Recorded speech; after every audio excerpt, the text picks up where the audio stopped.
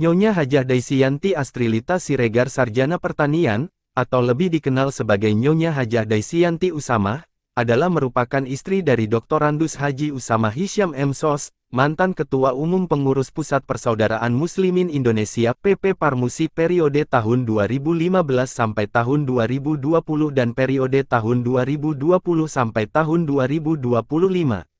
Daisyanti Usamah saat ini adalah Ketua Majelis Penasehat Pengurus Pusat Daiyat Parmusi, sekaligus juga menjadi pimpinan perusahaan dari Obsession Media Group (OMG), perusahaan yang didirikan oleh Haji Usamah Hisyam sekaligus menjadi pemiliknya. Daisyanti, lahir di Surabaya tanggal 11 Desember tahun 1964, adalah putri pertama dari Laksamana Pertama TNI AL Purnawirawan Dr. Haji Aziz Effendi Siregar dan Hajah Indiati Mahargiani. Dia menyelesaikan pendidikan Sekolah Dasar Hang Tuah, Surabaya, tahun 1978, lalu SMP Negeri 2 Tanjung Pinang, Riau, tahun 1981, dan lulus dari SMA Negeri 5 Surabaya, tahun 1984. Sedangkan pendidikan tinggi lulus dari Fakultas Pertanian, Universitas Pembangunan Nasional Veteran Surabaya, tahun 1989. Daisyanti menikah dengan Usamah Hisyam, putra dari Haji Hisyam Yahya dan Hajah Nurul Huda, tahun 1992 di Jakarta, dan dari hasil pernikahannya dikaruniai 4 orang anak, seorang putri bernama Nisa Novalita dan 3 orang putra, bernama Muhammad Fadil Dafa, Abdul Razak Jauhar dan Muhammad Surya Kausar. Saat ini, selain menjadi ibu rumah tangga, Daisyanti fokus meneruskan mengelola dan memimpin perusahaan Obsession Media Group, serta melanjutkan pengelolaan Pondok Pesantren Tahfiz Al-Quran, Pondok Bambu, Ciseeng, Bogor, Jawa Barat. Selain menjadi Ketua Majelis Penasehat Pusat Daiyah Parmusi, sebelumnya Daisyanti juga pernah menjadi Ketua Majelis Penasehat Pengurus Pusat Muslimah Parmusi. Sedangkan di lingkungan masyarakat tempat tinggalnya Komplek Bumi Serpong Damai BSD City, Tangerang Selatan, Daisyanti menjadi pengawas PAUD Al-Madinah, BSD tahun 2013 sampai tahun 2016, lalu menjadi Ketua Majelis Taklim Kerukunan Umat Muslim BSD KKMB, dan Wakil Ketua Bidang Sosial KKMB periode tahun 2024 sampai tahun 2029.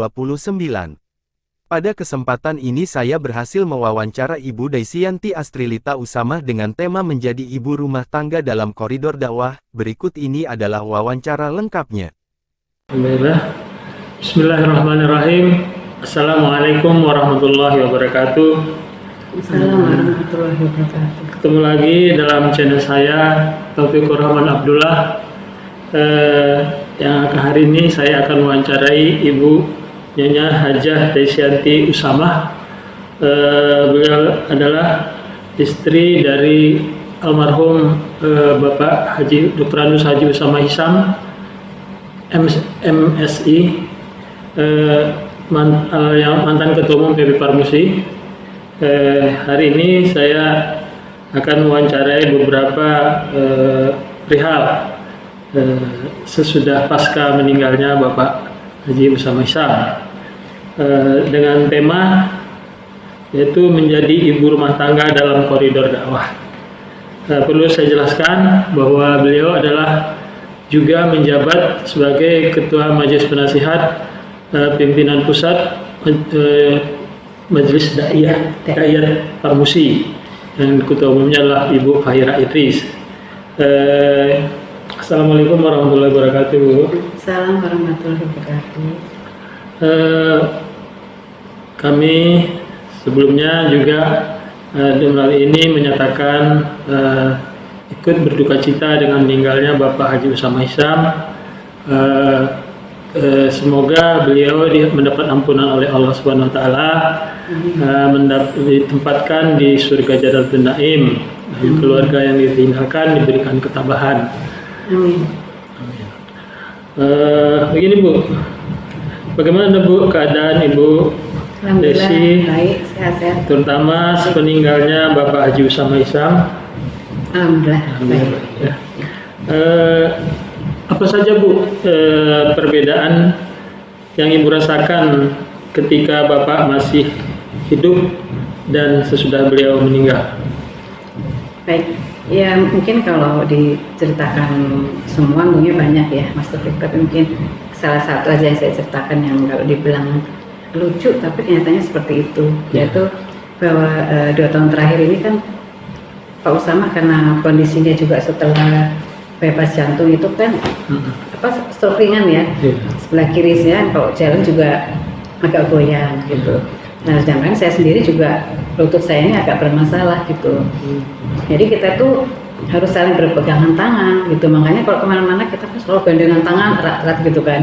Jadi kan saya suka bilang sama Pak, ini orang ngeliat kita kayaknya kita ini romantis ya gandengan tangan terus ya. Padahal nih kalau dilepas nih pada jatuh semua sendiri-sendiri gitu. Saya begitu ketawa-ketawa sepertinya lucu, tapi emang kenyataan seperti itu. Kita harus selalu bergandengan saling menguatkan ya. Ya itu yang sekarang saya juga ibaratnya kehilangan juga. Jadi saya kalau pergi itu mesti cari siapa ini anak saya, tolong mama gandeng mama gandeng seperti itu karena ini belum terlalu sembuh gitu ya. Yang terlalu itu ya banyak lagi sih Mas Taufik ya. Karena ya beliau itu juga merupakan salah satu guru saya juga gitu ya, Pak Usama itu. Dan ibaratnya orang itu ketika perkawinan sudah 20-25 tahun itu kita kan bukan seperti pasangan suami istri lagi ya, tapi ya sebagai pasangan, sebagai sahabat, sebagai saudara gitu kan. Jadi kan apa-apa semua sudah terbuka aja gitu kan, kelebihan dan kekurangan kita masing-masing itu sudah menyadari gitu. Jadi kita biasa suka canda-canda, ketawa-ketawa gitu. Jadi belakangan itu jadinya semakin indah gitu ya bersama beliau ya. Tapi ya ketika beliau nggak ada ya inilah kehidupan yang harus saya jalani gitu ya bersama Allah nanti. Ini bagaimana Bu pandangan Ibu Desi tentang sifat dan kepribadian Pak Usama sejak dahulu Ibu kenal sampai beliau meninggal sekarang? Iya. Bagi saya Pak Usama itu seorang yang sangat aktif ya. Bahkan seperti orang nggak pernah tidur aja menurut saya itu karena selalu banyak ide-ide ya beliau itu. Dan beliau itu dimanapun beliau berada itu selalu bisa memberikan manfaat untuk orang lain gitu. Makanya nggak bisa diam, kalau misalnya diam gitu malah berasanya sakit gitu ya. Jadi nah itu semangat yang dari saya muda menikah beliau sampai detik terakhir beliau akan meninggalkan kita semua itu 2 hari sebelumnya, yaitu ketika hari Rabu ya kalau nggak salah, itu beliau masih ke pondok ya, kemudian masih berusaha menyelesaikan proposal S3-nya itu. Belum selesai ya? Iya, proposal kan perbaikan S3-nya itu. Nah, masih berusaha itu sambil mendikte Mbak Ayu itu ya. Pak Usama sambil tiduran pada hari itu karena sebelumnya sempat sesak napas. Jadi sambil tiduran, sambil dipijit sama para santri itu, Pak Usama mendiktekan apa yang harus ditulis gitu. Jadi itu 2 hari menjelang beliau akan wafat itu semangatnya masih seperti itu. Makanya ketika saya bertemu dengan orang terdekat yang membantu mengetik ya, saya kan Pak Usama karena tangan kirinya nggak bisa berfungsi, itu selalu nangis karena ya itu mereka adalah orang-orang yang sebagai saksi ya bagaimana Pak Usama itu seorang yang selalu semangat. Jadi walaupun sakit, walaupun itu nggak dirasa semuanya, tapi semangatnya untuk berbuat sesuatu yang positif ya, untuk pribadi, untuk masyarakat ya, utamanya untuk orang lain, untuk masyarakat ya. Jadi itulah sosok dari Pak Usama itu. Beliau hingga detik terakhirnya selalu menjadi orang yang penuh semangat. Nah, kan kebaikan lah. Terus bagaimana pandangan Ibu Desi tentang ketika Pak Usama menjabat Ketua Umum PP Parmusi? Beliau kan sebelumnya bisnis terus, kemudian mendapat jabatan sebagai Ketua Umum Parmusi. Nah, bagaimana Bu pandangan Bu? Ya, sebelumnya itu sebenarnya Pak Usama minta izin dahulu pada saya ya, bagaimana ini karena sudah 2 tahun beliau diminta oleh Pak Bahtiar Hamzah ya untuk menjadi Ketua Parmusi. Dan kemudian saya katakan seandainya boleh Parmusi itu bergerak dalam bidang sosial, saya setuju gitu. Tapi kalau bergeraknya dalam bidang politik ya, saya tentunya keberatan gitu, karena bagi saya tuh lebih baik kita ke sosial ya, yang memberikan banyak manfaat untuk orang lain. Jadi kemudian beliau menerima tawaran tersebut, dan akhirnya saya pun terus senang karena dalam perjalanan itu beliau bertemu dengan Ustaz Suhada Bahri almarhum ya. Nah, di mana beliau adalah dakwah ya. Ini spesialisnya dakwah. Sehingga dalam program Parmusi ditambahkan program dakwah sebagai yang nomor 1 gitu. Tadinya belum ada dakwah.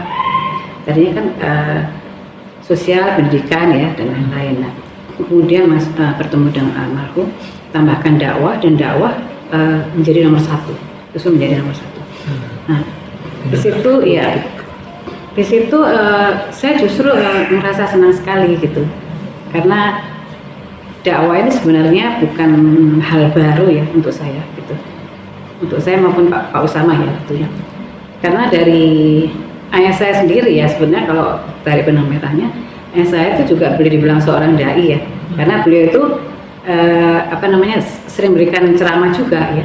Saya adalah profesinya seorang dokter di TNI Angkatan Laut. Nah, di situ beliau sering memberikan ceramah-ceramah di khutbah Jumat ya, bahkan yang terakhir juga ada di TVRI ya.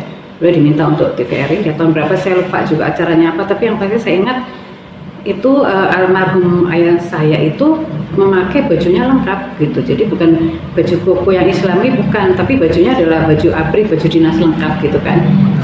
Jadi saya sempat bertanya nih, kenapa kok baju ini baju dinas ya, tapi mungkin itu untuk menggambarkan bahwa dai itu di mana-mana aja ada gitu, bahkan di TNI pun juga ada seorang dai gitu ya, sehingga ketika ada bidang dakwah itu saya senang sekali, justru saya senang sekali karena ibaratnya satu frekuensi ya dengan saya gitu. Dan Pak Usama sendiri pun tentunya bidang dakwah bukan hal yang baru juga, karena almarhum mertua saya kan juga sering memberikan ceramah ya di masjid depan rumah itu, saya tahu. Jadi oleh sebab itu ketika Pak Usama menjadi ketua umum Parmusi dan program-programnya adalah yang dakwah, terus sosial, pendidikan, itu saya senang sekali gitu, karena ya pada ujungnya kita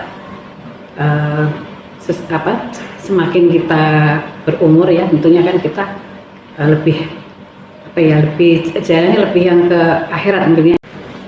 Terus apa saja Bu bentuk dukungan terhadap aktivitas dan dari aktivitas Ibu dan partisipasi Ibu dalam mendukung kesuksesan dakwah PP Parmusi? Ya, tentunya bentuk dukungan saya adalah saya selalu menemani beliau ya, almarhum, ke setiap daerah, setiap kunjungan ke daerah-daerah, dan itu dilakukan setiap weekend. Jadi kita berangkat itu biasanya hari Jumat pagi sampai Minggu malam kita sudah kembali, sehingga dalam waktu yang cukup singkat itulah kita mengadakan kegiatan, dan bahkan kegiatan itu kadang-kadang tidak di satu titik ya, tapi di beberapa titik ya. Yaitu yang kalau bagi saya awalnya saya merasa berat secara fisik ya pada awalnya gitu. Bahkan saya sampai pernah menawar juga ke Pak Usama, bisa nggak sih kalau saya sekali-sekali nggak ikut gitu ya. Tapi ternyata beliau menjawab tidak, pokoknya Ibu harus ikut gitu. Nah ya sudah, akhirnya saya ikutin ya, tapi lama-lama saya sudah terbiasa, saya juga udah memang sama ya, saya merasakan frekuensi yang sama di saat itu ya, sehingga semuanya itu menjadi ringan untuk saya. Dan belakangan ini kalau saya flashback kembali itu justru saya tuh saya merasa orang yang paling beruntung lah ya di dunia ini ya, saya kira, karena dalam hidup saya yang singkat gitu, yang pendek ini, saya bisa berkeliling menemui saudara-saudara muslim saya ya, yang masih kondisinya masih sangat kekurangan dan keislamannya pun juga belum sempurna. Jadi menurut saya juga sebenarnya Parmusi itu mengislamkan orang yang sudah Islam. Artinya misalnya memperbaiki sholatnya, wudhunya, karena tidak semua kadang-kadang punya ini kan kamar mandi ya, jadi masih perlu di sungai. Nah itu apa namanya kita perbaiki kalau sungai itu bagaimana yang benar. Terus kadang di suatu daerah ada yang sudah kita bangunkan musola, tapi ternyata tidak ada yang bisa menjadi imam sholat. Nah itu kemudian peran Parmusi di situ, Pak Usama menugaskan dai ya mungkin selama 1 bulan di situ untuk pembinaan, mengajarkan untuk supaya ada yang bisa menjadi imam sholat sehingga musola tersebut menjadi bisa makmur gitu.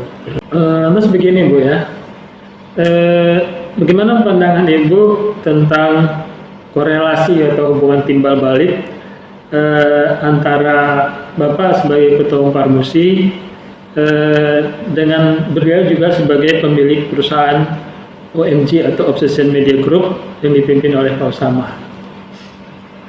Bagi saya itu sangat besar sekali ya manfaatnya dengan adanya OMG ya. OMG kan bergerak dalam bidang media, jadi kami punya beberapa media. Tentunya relasi Pak Usama itu sangat luas dengan mempunyai beberapa media itu ya. Dan antara lain juga Kapolri. Dan ya salah satu bentuk nyata yang telah dijalankan oleh Parmusi dengan Pak Usama sebagai pemilik dari OMG itu adalah kita Parmusi telah 2 kali ya mengadakan jambore, di mana di situ kita bekerja sama dengan Kepolisian Republik Indonesia. Jadi alhamdulillah semua berjalan sukses ya, bahkan dibuka oleh Presiden ya. Dan bahkan itu terus berlanjut ya di daerah-daerah. Ada beberapa daerah juga yang mengadakan acara seperti di Jakarta ya. Jadi jambore dalam skop yang kecil ya. Dan di luar itu juga memang dengan adanya kerjasama dengan kepolisian itu para dai kita itu keamanannya terjamin.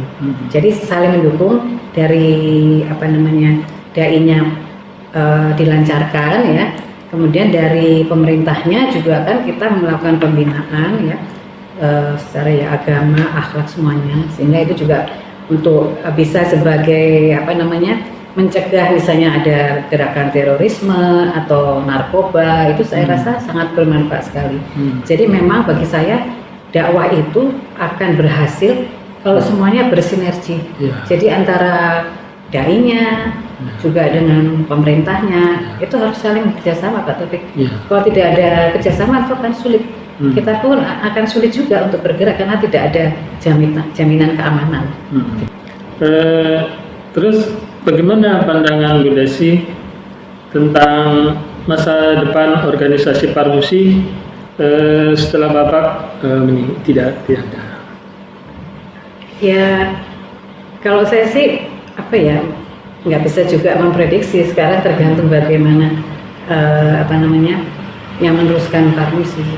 Walaupun harapan saya tentunya Ketua Parmusi ke depan itu bisa melanjutkan apa yang telah dicanangkan Parmusi ketika Pak Usama sebagai Ketua Umum Parmusi. Jadi kan itu nomor 1 dakwah ya, dan kemudian saya tuh nggak kurang apa, tapi ada istilahnya connecting Muslim. Lantas Bu, bagaimana Bu kelanjutan atau dari berbagai usaha yang dikelola oleh Pak Usama, baik sebagai pemilik atau dirutnya PT OMG, ataupun kemudian beliau juga mengelola salah satunya Pondok Tahfiz Al-Quran, ataupun donatur di berbagai yayasan ataupun panti, ataupun yang kelola usaha-usaha yang lainnya Bu, bagaimana kelanjutannya? Ya tentunya itu semua sudah menjadi amanah dari Pak Usama ya, sehingga sekarang memang saya fokus kantor dan pondok, dan alhamdulillah juga anak-anak pun turun membantu, karena semasa hidup beliau selalu menyampaikan kepada anak-anak bahwa seandainya beliau tidak ada, maka tolong ini kantor dan pondok itu dipertahankan gitu. Jadi ya alhamdulillah anak-anak saya bersyukur anak-anak begitu Pak Usama tidak ada langsung kompak bantu pengurusan kantor, juga bahkan perhatiannya terhadap pondok. Gini Bu Desi, apakah Ibu akan terus aktif dan terlibat dalam kegiatan Parmusi ataupun Daiyah Parmusi setelah Bapak tiada ini sekarang? Iya. Ya, kalau seandainya saya ada waktu, saya akan datang ya. Cuman sepertinya untuk saat ini saya masih fokus untuk kantor dan pondok ya. Saya recovery kantor, recovery perusahaan. Jadi mungkin untuk saat ini saya support dari belakang lah. Saya tetap mendoakan Parmusi ya, semoga selalu diberi kelancaran dalam dakwah, dan semoga Parmusi akan semakin besar dengan sepeninggalannya almarhum Usama Ihsan. Kemudian Bu Desi, apa harapan dan saran terhadap organisasi Parmusi di masa yang akan datang? Apa harapan saran? Ya, harapan saya tentunya program-program yang terencanakan Pak Usama dapat terus dilanjutkan, dan goalsnya itu sebenarnya kan desa madani, dan desa madani itu menurut saya sangat bagus sekali dan sangat bermanfaat ya untuk masyarakat. Ya, itu aja harapan saya. Kalau saran-saran ya, mudah-mudahan untuk kepengurusan yang baru ini diberikan kekuatan ya dan semangat ya, sehingga Parmusi akan tetap berjaya dan semakin luas dakwahnya. Ini terakhir. Kemudian apa pandangan Bu Desi terhadap masa depan dakwah dan politik bangsa Indonesia di masa yang akan datang? Bagi saya sebenarnya dakwah dan politik itu sangat erat ya, dan harus dilaksanakan bersama-sama sebenarnya, agar kita mendapatkan situasi politik yang baik dan berkualitas. Karena saya yakin dengan adanya dakwah ya di seluruh Indonesia, sehingga dakwah itu kan tidak hanya pelajaran agama ya, tapi juga bagaimana moral dan akhlak ya, tentunya tanggung jawab bahwa apa yang kita lakukan itu besoknya akan dimintai pertanggungjawaban. Sehingga saya yakin kalau dakwah itu lancar di setiap pelosok ya, saya yakin iklim politik itu semakin baik, dan misalnya ada pilpres atau pilkada itu insya Allah money politik itu tidak berlaku. Artinya walaupun orang memberikan money politik, tapi masyarakat tidak mau menggunakan ya, sehingga dengan demikian, dengan politik yang bersih, harapan saya insya Allah kita akan mendapatkan para pemimpin-pemimpin di nasional maupun daerah-daerah itu orang yang jujur, amanah, adil ya, seperti itu. Jadi dua-duanya itu sebenarnya harus dilakukan itu.